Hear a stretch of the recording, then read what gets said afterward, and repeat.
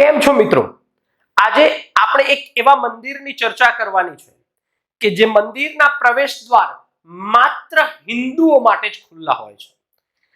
પછી કોઈ પણ પોસ્ટનો કોઈ પણ મોટો વ્યક્તિ હોય, પરંતુ જો હિન્દુ ધર્મનો નથી તો એને એ પ્રવેશ દ્વારમાં જવા નથી દેવાતા.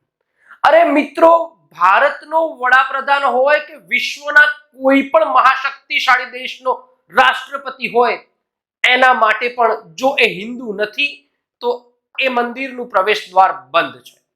અને એ મંદિરની વાત કરવા જઈ રહ્યા છે આપણે કે જે મંદિરની ગણના 4 ધામોમાં થાય છે. ઉત્તરે બદ્રીનાથ, પશ્ચિમે દ્વારકા, દક્ષિણે રામેશ્વરમ, જ્યારે પૂર્વમાં ઓડિશા રાજ્યના પુરી જિલ્લામાં આવેલું જગન્નાથ મંદિર. તો આજે આપણે જગન્નાથ મંદિરની ચર્ચા કરવાના છીએ. મિત્રો, ઇન્દિરા ગાંધી જે હિન્દુ નહોતી તો એને પણ એ ભારતના વડાપ્રધાન હતા તો પણ એને મંદિરમાં પ્રવેશ કરવા નહોતો દીધો. અરે મિત્રો, સ્વિટ્ઝરલેન્ડની એક મહિલા જે અત્યાર સુધી સૌથી વધુ દાન આપનારી મહિલા છે જગન્નાથ મંદિરમાં, છતાંય પણ એ હિન્દુ નથી તો એને જવા નથી દેવાતી, બહારથી જ એ દર્શન કરે છે. તો એવા મંદિરની આપણે ચર્ચા કરવાની છે. મિત્રો, આ મંદિરની સ્ટોરી જરા રસપ્રદ છે, મજા આવે એવી સ્ટોરી છે અને માન્યામાં ના આવે એવી વાર્તા છે. હું દરેક મંદિરની વાર્તા કહેતા પહેલા કહું છું કે એન્જિનિયરો માટે પ્રશ્નાર્થ છે. અને મિત્રો, આ મંદિર તો કહેવાય કે એ પ્રશ્નાર્થ ઉપર પણ પ્રશ્નાર્થ છે. શરૂઆત કરીએ છીએ ઈસવીસન પૂર્વે 3102 માં, જ્યારે જાર નામના પારધીએ કૃષ્ણ ભગવાનને તીર માર્યું. અજાણતા તીર વાગ્યું હતું એના પગમાં, અને પછી મિત્રો એ પારધી જ એના અગ્નિ સંસ્કાર કરે છે.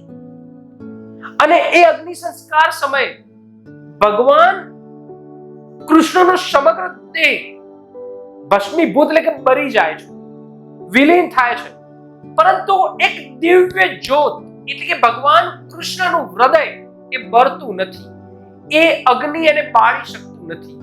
તો એ જાર નામના પારધીને એક અમૂલ્ય વસ્તુ લાગી અને એ હૃદય કહેવાય કે એ અગ્નિમાંથી લઈ લીધું.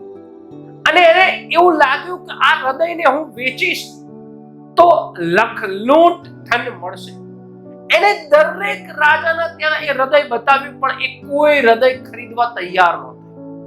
અંતે એને એવું લાગ્યું કે આ હવે નકામી વસ્તુ છે, એટલે એને લાકડીમાં બાંધી અને ફેંકી દીધું દરિયામાં.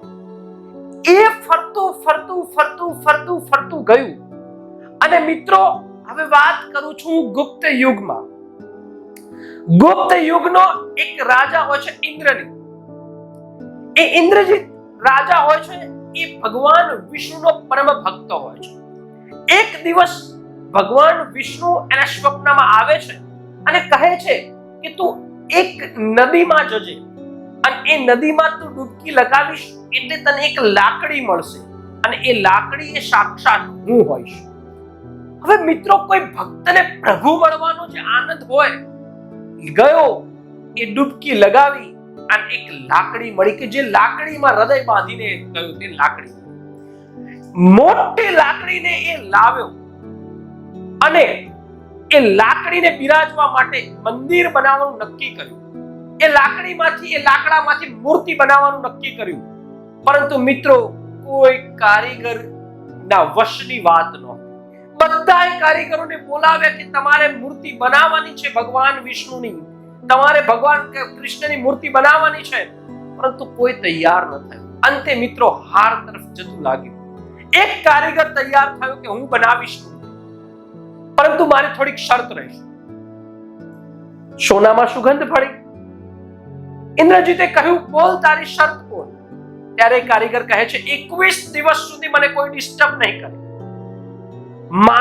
મારી જગ્યાએ કોઈ જોવા નહીં આવે અને જ્યાં હું મૂર્તિનું નિર્માણ કરું છું તે દ્વાર હંમેશા બંધ રહેશે 21 દિવસ.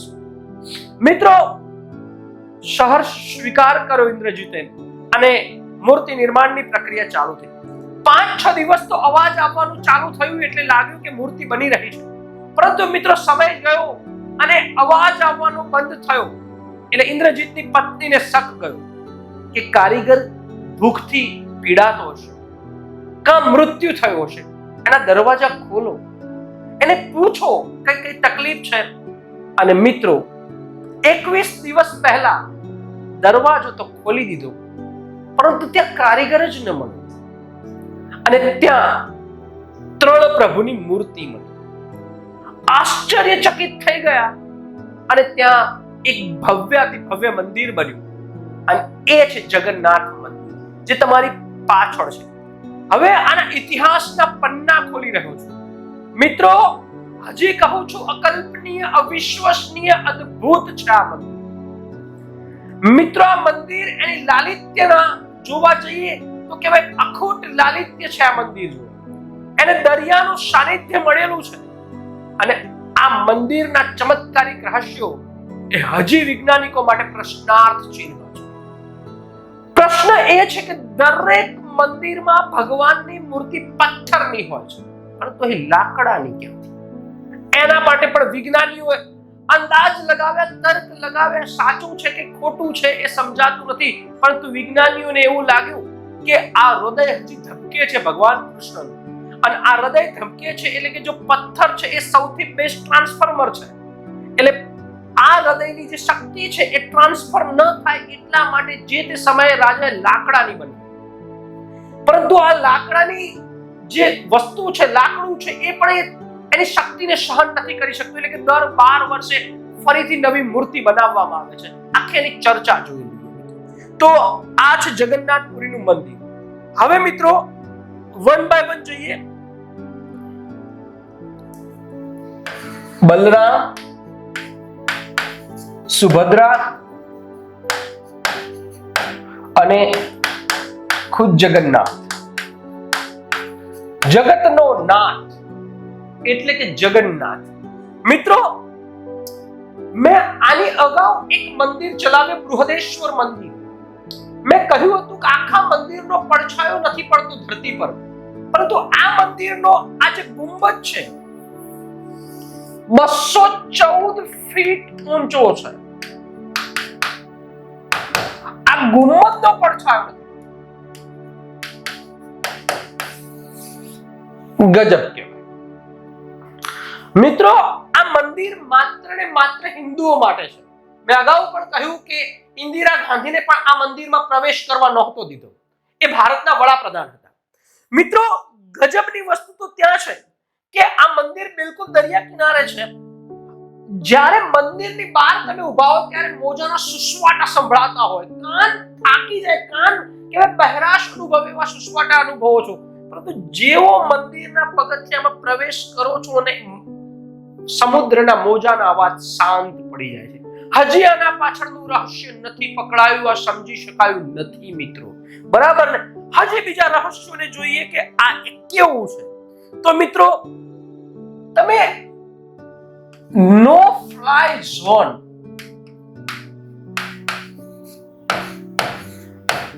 આવો શબ્દ સાંભળ્યો હશે. કોઈ મહાન નેતા હોય, કોઈ મહાન વસ્તુ હોય, જેને બચાવવા માટે, જેને રક્ષણ કરવા માટે એને નો ફ્લાય ઝોન જાહેર કરવામાં આવે છે. જેમ કે રોનાલ્ડોના ઘર ઉપર નો ફ્લાય ઝોન છે, એવી જ રીતે અમેરિકન રાષ્ટ્રપતિના ઘર ઉપર નો ફ્લાય ઝોન છે. એવી જ રીતે તાજમહાલ ઉપર નો ફ્લાય ઝોન છે. કારણ કે એને નુકસાન ન થાય, એના પર બોમ્બ ન નાખે, એના પર કંઈક અટેક ન થાય, એના માટે બચાવવા માટે. પરંતુ આ વગર ઘોષિત કરે, વગર જણાવે નો ફ્લાય ઝોન થઈ ગયો. કેમ? મિત્રો, હજી આ મંદિરના રહસ્યો સમજાતા નથી. વિશ્વના દરેક મંદિર ઉપર તમે જાઓ તો ત્યાં પક્ષીઓ બેસેલા મળે. પક્ષીઓ, અરે બેસેલા ન મળે તો ત્યાં પક્ષીઓ વિહાર તો કરતા જ હોય, પરંતુ વિશ્વનું એકમાત્ર અજાયબ મંદિર કે તમે જ્યારે કહેવાય જગન્નાથ જાઓ, હવે કઈ શક્તિ કામ કરી રહી છે, શું કામ કરી રહી છે, કઈ દૈવી તાકાત છે, આ મંદિર ઉપર પક્ષીઓ પણ ફરતા. પક્ષીને કોણ રોકી શકે? છતાંય નથી. હજી વિજ્ઞાન સાબિત કરી શકતું નથી. એવું શું છે? જો પક્ષીઓ નથી ફરતા તો પછી નક્કી થયું કે જો પક્ષીઓની તાકાત નથી તો અહીંથી વિમાન પણ ન ઉડી શકાય. એટલે આ મંદિર આપોઆપ નો ફ્લાઇંગ ઝોનમાં જતું રહ્યું. ગજબનું છે ને. હજી એના રહસ્યો જોઈએ કેવા છે. મિત્રો, હું ભૂગોળ ભણાવું છું, હું પવનના નિયમો ભણાવું છું, અને સીધી વસ્તુ છે કે જે બાજથી પવન ફૂંકાય એ પવનની દિશા તરફ ધજા લહેરાય. પરંતુ આ એકમાત્ર એવું મંદિર છે કે પવનની વિરુદ્ધ દિશામાં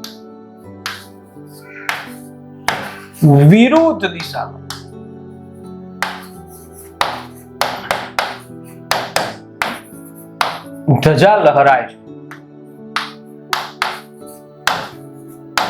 છે ને. હજી વિજ્ઞાન શોધી નથી શક્યું કે આવું કેમ થાય છે. બીજું, આ ધજા દરરોજ બદલાય છે.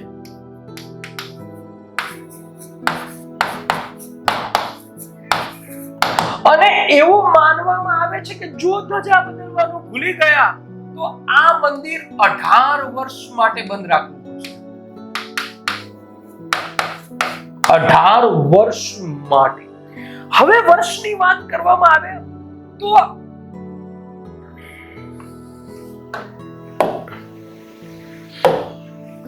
જે આ પ્રભુની મૂર્તિઓ જોઈ રહ્યા છો મિત્રો, એ દર 12 વર્ષે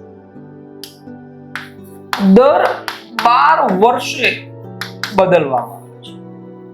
દર 12 વર્ષે આ મૂર્તિ લાકડાની નવી બનાવવામાં આવે. મિત્રો, આ મૂર્તિને જ્યારે મૂકવામાં આવે છે ત્યારે સમગ્ર પુરી જિલ્લામાં લાઈટ બંધ કરી દે. બ્લેકઆઉટ. જે મૂર્તિ બદલવા જાય છે એને આંખોમાં પટ્ટી બાંધી દેવામાં આવે છે. અને એ મિત્રો મહારાજ એમની વર્ણવે છે કે જ્યારે અમે પાસ્તિકમાં પેલું હૃદય લઈએ છીએ ત્યારે અમને એવું લાગે છે કે જીવતું સસલું હાથમાં હોય અમારે, અને અમને એવી અનુભૂતિ થાય છે કે વિશ્વની કોઈ તાકાત અમારા હાથમાં છે અને અમે એને જો દ્રશ્યમાન કરીશું તો અમે ખુદ મરી જઈશું. આજ સુધી ક્યારેય કહેવાય કે મૂર્તિ બદલતી વખતે ક્યારે કોઈએ એને દર્શન કર્યા નથી, અને જે કરે એ મૃત્યુ પામે એવી વાયકા છે. કેમ આવું? હજી રહસ્ય છે. મિત્રો, આ ભારત દેશ છે, અહીં વિજ્ઞાન પણ પાણી ભરે છે. વિજ્ઞાનના દરેક નિયમો પાણી ભરે છે. મેં કહ્યું કે એવું કોઈ જગ્યા બતાવો કે જેના ઉપર પક્ષીઓ ન ફરકાય, પક્ષીઓ ઉડે નહીં, તો જગન્નાથ મંદિર. નો ફ્લાય ઝોન આપોઆપ જાહેર થઈ ગયું. મિત્રો, એક એવી જગ્યા કે જે ખાલી ઉમરો વટાવતા જ તમને પાણીના મોજાના અવાજ બંધ થઈ જાય છે, તો જગન્નાથ મંદિર.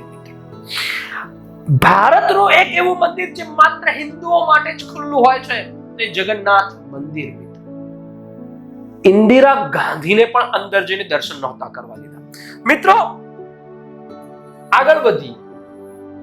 હવે આ ભગવાન કૃષ્ણનું ચક્ર જે ગુંબદ ઉપર મૂકવામાં આવ્યું છે એની બનાવટ પણ ગજબ છે. તમે ગમે તે બાજુથી ચક્રને જુઓ, ગમે તે બાજુથી તમે જુઓ, એ ચક્ર હંમેશા તમારી સામું જ વ્યૂ આવશે. હજી એન્જિનિયરો આ લોજિકને સમજી શક્યા નથી મિત્રો. તમે પાછળથી જુઓ, આમ ખૂણામાંથી ઉપર, તો ચક્ર તમારી સામે જ હોય એવું એ તમને સીધું દેખાય છે. આગળ વધીએ. હજી રહસ્યની દુનિયામાં પડદો ફેંકવાનો છે, અને એ છે પ્રસાદ.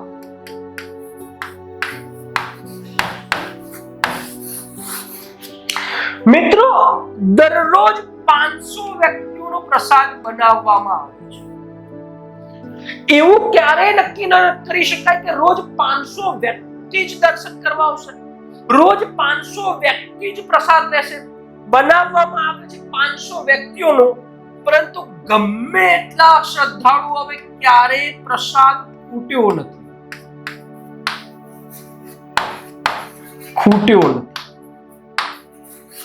મિત્રો, આ એક ચમત્કાર છે, સાથે એ પણ ચમત્કાર છે, ક્યારેય પ્રસાદ વધ્યો નથી. પ્રસાદ વધ્યો નથી. છે ને ગજબનો ચમત્કાર. હવે પ્રસાદમાં મિત્રો આ જે માટલું છે, માટલું એ મટકીમાં બનાવવામાં આવે છે. મિત્રો હજી પણ આ પ્રસાદ લાકડાથી લાકડાથી સળગાવીને બનાવવામાં આવે છે. અને આ મટકીઓ મિત્રો સમજો, એક ઉપર એક એવી રીતે 7 મટકીઓ કરી દેવામાં આવે છે. એમ કે એક, આમ તો 1 2 3 4 5 6 અને 7. અને મિત્રો અહીં આગ સળગાવવામાં આવે છે. વિજ્ઞાન એવું કહે છે ને સાયન્સ એવું કહેવાય છે કે જ્યાં નજીક આગ હોય ત્યાં સૌપ્રથમ પાકી જાય, એટલે કે જે આગ વધુ મળે. મિત્રો હજી આ લોજિકને સમજાતું નથી. સૌપ્રથમ પ્રસાદ 7મી મટકીમાં તૈયાર થાય છે, લાસ્ટ પહેલી મટકીમાં. જ્યારે સૌથી નજીક આગ તો પ્રથમ મટકી જોડે છે. વિજ્ઞાન જવાબ નથી આપી શકતું. ખાલી હું તમને માત્ર રહસ્યો જ સમજાવું છું. જો વિજ્ઞાન જવાબ નથી આપી શક્યો તો હું તમને એનું કારણ નહીં સમજાવી શકું, પરંતુ હું તમને એ જ સમજાવી શકું કે શ્રદ્ધા જ મને લઈ ગઈ મારી મંજિલ સુધી. હું રસ્તો ભૂલી ગયો હતો પણ દિશાઓ ફરી ગઈ હતી. મિત્રો આ શ્રદ્ધાનો વિષય છે, ત્યાં પુરાવા ન માંગી શકો તમે, બરાબર ને? તો આ એક ગજબની શક્તિ છે ને ગજબ.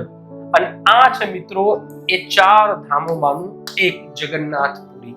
દર વર્ષે મિત્રો અહીંયા કહેવાય કે યાત્રા આવે છે, બરાબર ને? જગન્નાથ વિહાર કરવા નીકળે છે. ઓકે, રથ યાત્રા યોજાય છે. સૌથી મોટી રથ યાત્રા અહીં યોજાય છે. તો મળીએ છે કોઈ બીજા રહસ્ય મંદિર સાથે. ત્યાં સુધી